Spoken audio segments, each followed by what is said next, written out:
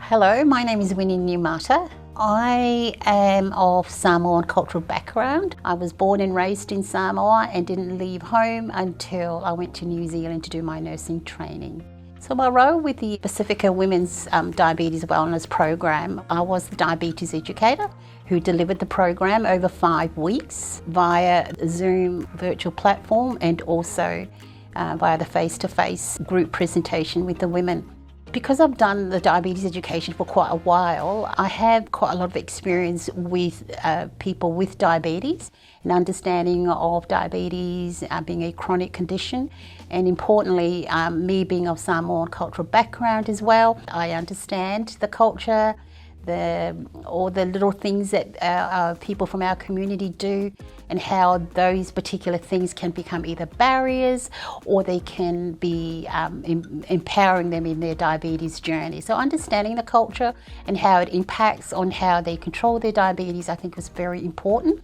And also the women hearing what I'm talking about, and they can relate, because I do understand a lot of stuff that in our culture that we do that does impact on those health decisions. As well as delivering the program for the initial 5 weeks of the program, doing the face-to-face presentations and also the virtual platform, following up the women with phone calls mainly, just to see how they're going. We help them set goals for what they want to achieve after attending the program, and then helping them to make those goals that they are realistic and that they are doable.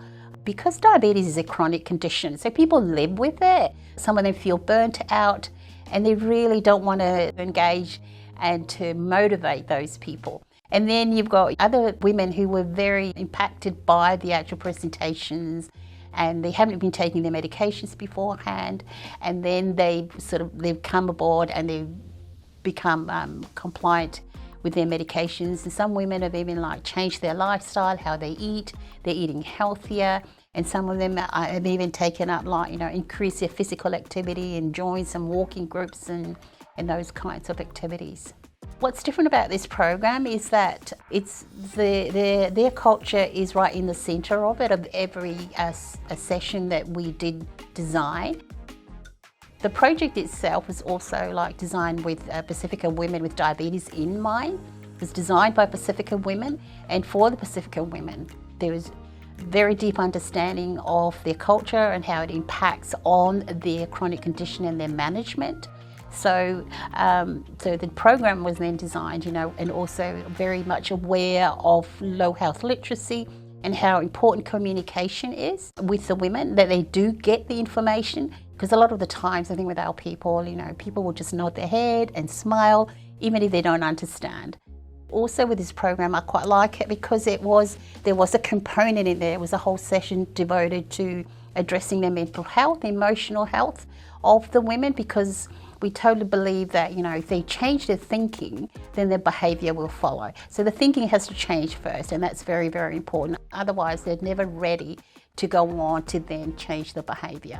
That was addressed, and also had a practical session on that, just how important our thinking is and having that healthy thinking component to our management of the diabetes. The women who were doing the face-to-face, I found that group was very, very interactive. They loved sharing their stories, their journeys with the other women, and some of them have learned from each other. Very encouraging to have that peer support. So it was overall, it was very beneficial for the women. It was a very safe place to come and learn and be motivated. I prefer the face-to-face group workshop, as there was more interaction, and I felt that there was a lot more engagement. It was more fun to do stuff, and the women came, dressed sometimes in their own traditional outfits. It was a lot more conducive to learning and just sharing their journeys. The other big thing about the project was engaging and collaborating with other clinicians and other health professionals like the pharmacist that we had. Also, we had the practical demonstration of the healthy cooking recipes, and also with exercise and how to increase your physical activity. Having our endocrinologist came on as well, and she was of Tongan cultural background. So she was very, very informative, and the women loved all the information that she gave. If we can get people who are of Māori Pacific Islanders to do facilitation and do the presentations, it's a big bonus. It's a good thing for the women. I always say to people that their health is wealth. So if they're not healthy, they cannot help their families effectively. My passion is to see that trend reversed, where people get on board and manage their diabetes. What I would like to see happening with this program is that I would like to see it delivered in the Pacific Islands.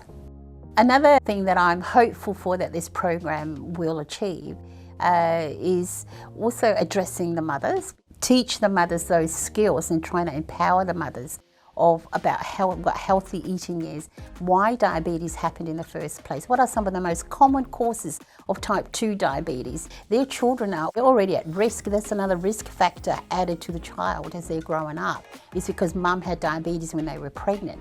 Increasing that knowledge base for the women. These are choices that we make. These are life choices. These are not just for that 5 weeks or 6 months that we're doing the program for. The saying goes, planning is half the battle. 1.